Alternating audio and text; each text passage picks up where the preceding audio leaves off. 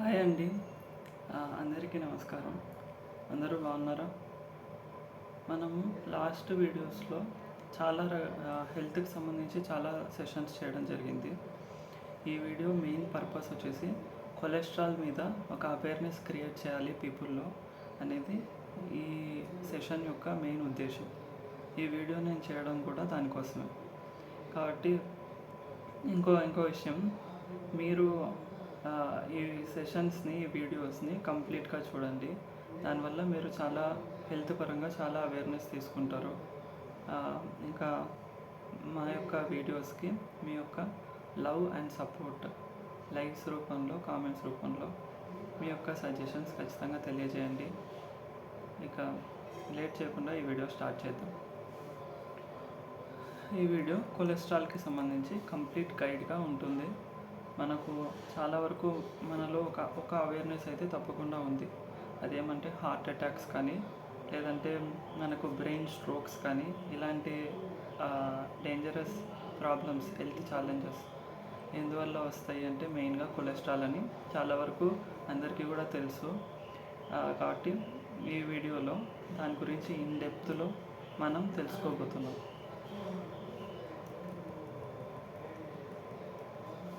చాలామంది ఈరోజు మనం చాలా ముఖ్యమైన ఆరోగ్యాంశం కొలెస్ట్రాల్ గురించి తెలుసుకుందాం. చాలామంది ఇలా అనుకుంటారు, కొలెస్ట్రాల్ అంటే ప్రమాదకరమా? గుడ్లు తింటే కొలెస్ట్రాల్ పెరుగుతుందా? కొలెస్ట్రాల్ పెరిగితే వెంటనే మందులు వాడాలా? హెచ్డిఎల్, ఎల్డిఎల్, ట్రైగ్లిజరైడ్స్ అంటే ఏంటి? ఈ ప్రశ్నలన్నింటికి సైంటిఫిక్ ఎవిడెన్స్తో సమాధానాలు తెలుసుకుందాం. First of all second point ఇది. First introduction. సెకండ్ పాయింట్ వచ్చేసి వాట్ ఈస్ కొలెస్ట్రాల్? కొలెస్ట్రాల్ అంటే ఏంటి? కొలెస్ట్రాల్ అనేది కొవ్వు లాంటి పదార్థం. అంటే మనం వ్యాక్సీ అని కూడా అంటారు ఇంగ్లీష్లో. కొలెస్ట్రాల్ అనేది కొవ్వు లాంటి పదార్థం, అంటే వ్యాక్సీ అంటారు. ఇది శరీరానికి అవసరమే. మన శరీరం, ముఖ్యంగా కాలేయం, మన యొక్క లివర్ మనకు అవసరమైన ఎక్కువ భాగం కొలెస్ట్రాల్ను తయారు చేస్తుంది. మనకు ఎనిమల్ సోర్సెస్ ద్వారా వచ్చిన ఫుడ్స్ ద్వారా కూడా కొంత కొలెస్ట్రాల్ లభిస్తుంది. కొలెస్ట్రాల్ శరీరానికి ఎందుకు అవసరం అనేది మన థర్డ్ పాయింట్. కొలెస్ట్రాల్ వల్ల ప్రతి కణం నిర్మాణానికి సహాయపడుతుంది. ఎవ్రీ సెల్ నిర్మాణానికి సహాయపడుతుంది. కొన్ని ముఖ్యమైన హార్మోన్ల తయారీలో కూడా అవసరం. విటమిన్ డి తయారీలో ప్రధాన పాత్ర పోషిస్తుంది. పిత్తరసం, మనకు బైల్ జ్యూస్ అంటాం, లేదంటే బైల్ యాసిడ్స్ అంటాం, వాటి యొక్క తయారీలో కూడా సహాయపడుతుంది. అందువల్ల కొలెస్ట్రాల్ అనేది శత్రువు కాదు, సరైన మోతాదులో ఉండటం ముఖ్యం. కొలెస్ట్రాల్ రకాలు. కొలెస్ట్రాల్ అనేది ఎన్ని టైప్స్లో ఉంటుందండి? First HDL, high density lipoprotein అంటాం. ఇది గుడ్ కొలెస్ట్రాల్. హెచ్డిఎల్ మన రక్తనాళాల్లోని అదనపు కొలెస్ట్రాల్ను తిరిగి లివర్కి తీసుకెళ్లడంలో సహాయపడుతుంది. హెచ్డిఎల్ ఏం చేస్తుంది? మన బ్లడ్ వెజల్స్లో ఉండే అడిషనల్ కొలెస్ట్రాల్ని తీసుకొని పోయి మళ్ళీ లివర్కి తిరిగి స్టోర్ చేయడంలో లివర్లో సహాయపడుతుంది. హెచ్డిఎల్ ఎక్కువగా ఉంటే మన గుండె ఆరోగ్యానికి అనుకూలంగా ఉంటుంది. అంతేకాకుండా రక్తనాళాల రక్షణకు సహాయపడుతుంది. మన యొక్క బ్లడ్ వెసల్స్, రక్తనాళాల యొక్క రక్షణకు సహాయపడుతుంది. నెక్స్ట్ మనం ఎల్డిఎల్ అనేది బ్యాడ్ కొలెస్ట్రాల్గా మనకు తెలుసు. ఎల్డిఎల్ అనేది బ్యాడ్ కొలెస్ట్రాల్. ఎల్డిఎల్ ఎక్కువగా ఉంటే రక్తనాళాల్లో కొవ్వు పేరుకుపోయి బ్లాక్స్ ఏర్పడే ప్రమాదం పెరుగుతుంది. ఎక్కువ ఫ్యాట్స్ అక్యుములేట్ అయిపోయి మనకు ఫ్రీ బ్లడ్ సర్క్యులేషన్ జరగక ఇబ్బంది పడే ప్రమాదం ఉంటుంది.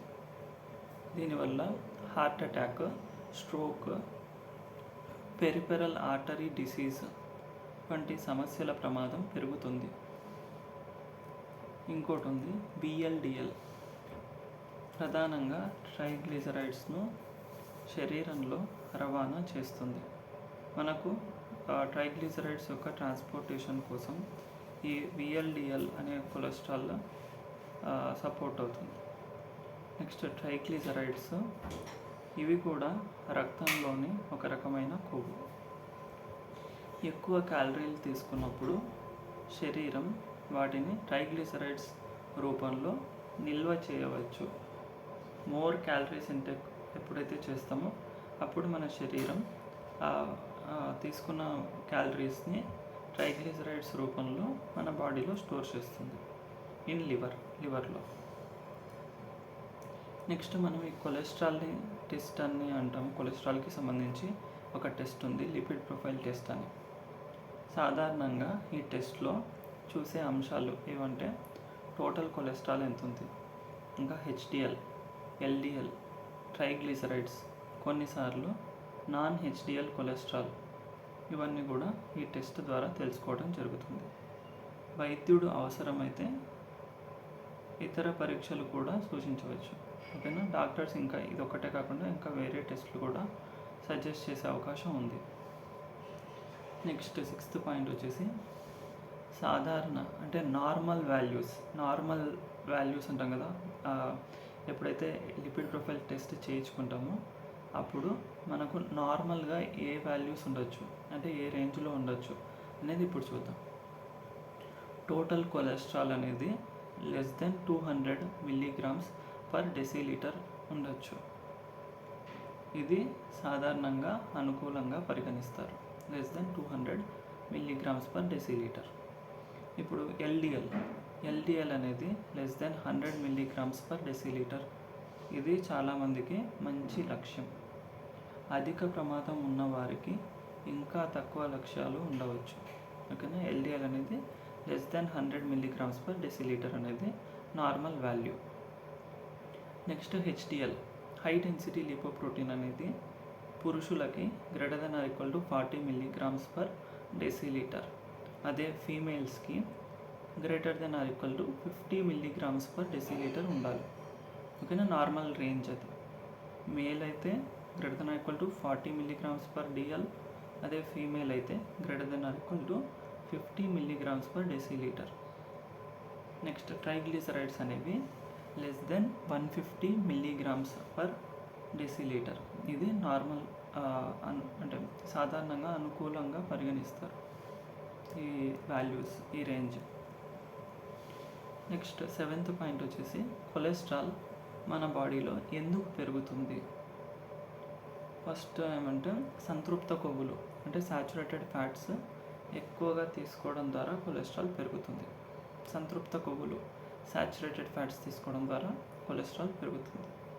నెక్స్ట్ ట్రాన్స్ ఫ్యాట్స్, తర్వాత ఎక్సర్సైజ్ చేయకుండా ఉండడం, తర్వాత ఒబెసిటీ, తర్వాత స్మోకింగ్, తర్వాత ఎక్సెస్ ఆల్కహాల్ కన్సంప్షన్, తర్వాత డయాబెటీస్, తర్వాత ఫ్యామిలీ హిస్టరీ. ఎవరైనా పెద్దవాళ్ళకి ఈ కొలెస్ట్రాల్కి సంబంధించిన ప్రాబ్లమ్స్ ఉంటే జెనెటిక్స్ ద్వారా, ఫ్యామిలీ హిస్టరీ ద్వారా వాళ్ళ యొక్క పిల్లలకు కూడా ఇది వచ్చే అవకాశం ఉంటుంది.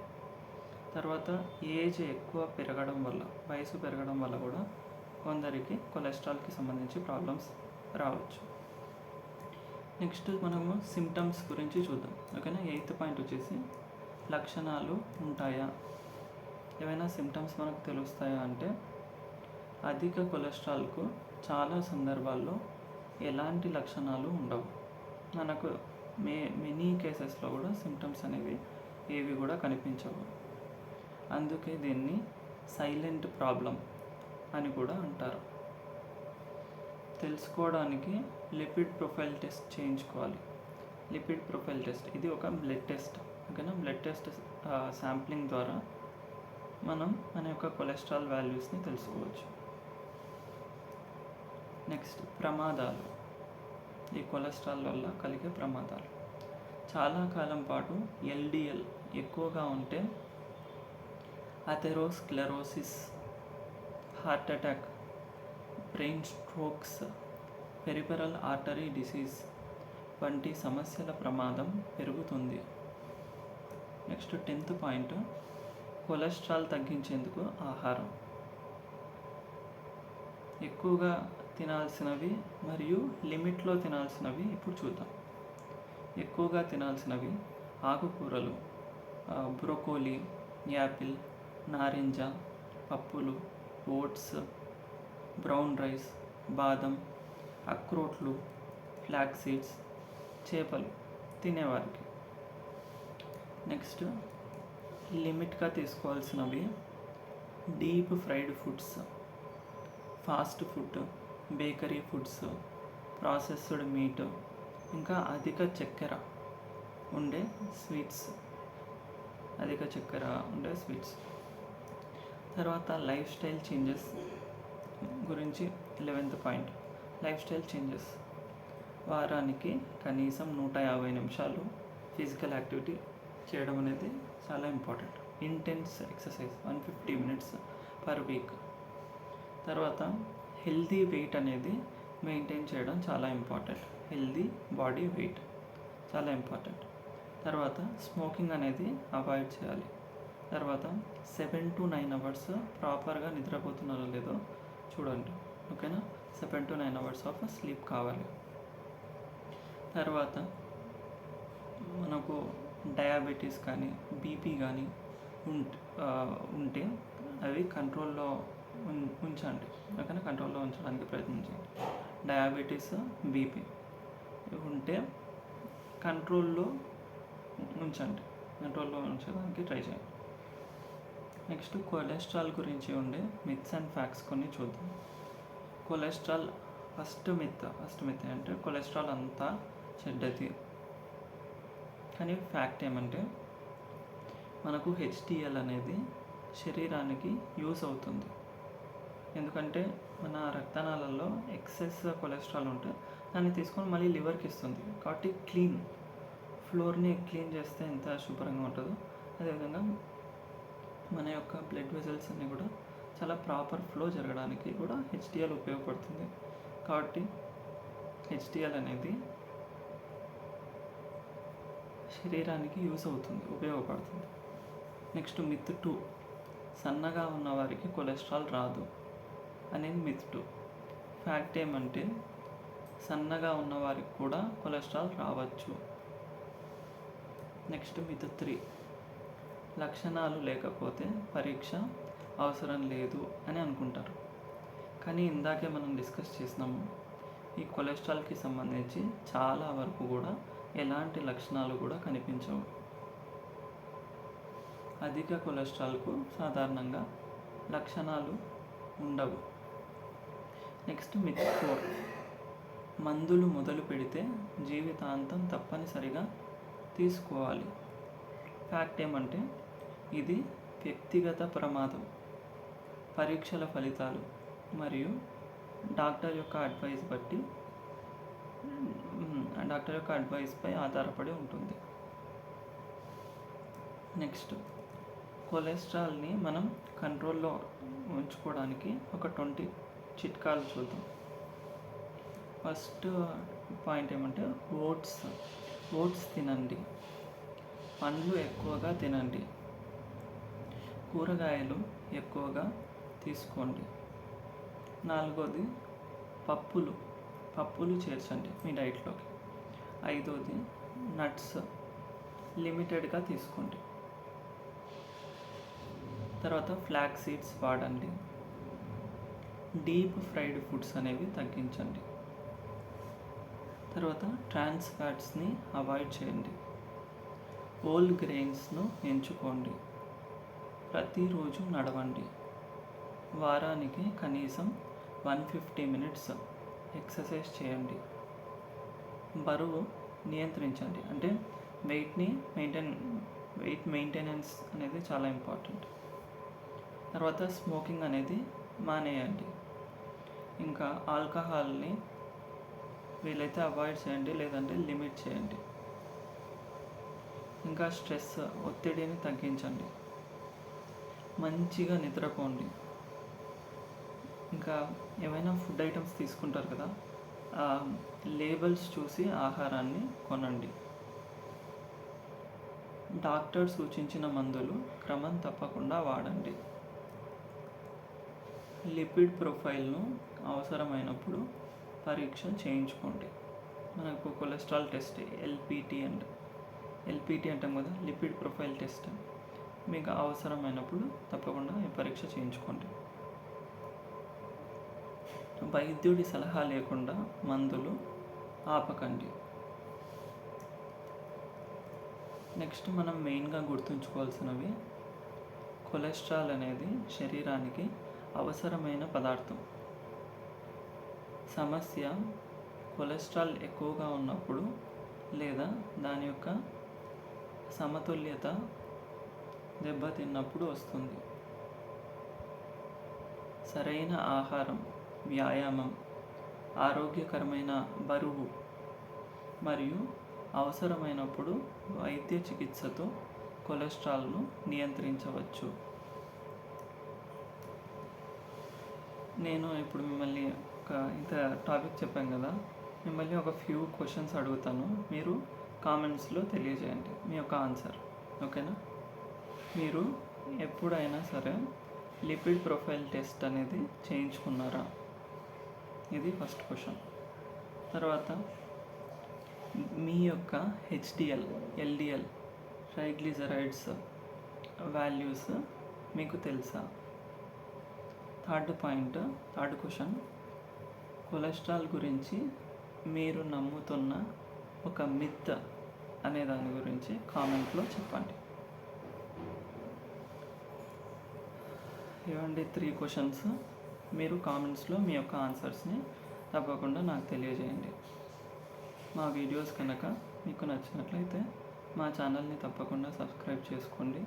మా వీడియోస్కి లైక్స్, కామెంట్స్, షేర్స్ రూపంలో మీ యొక్క లవ్ అండ్ సపోర్ట్ని మాకు తెలియజేయండి. అందరికీ నమస్కారం. Thank you so much.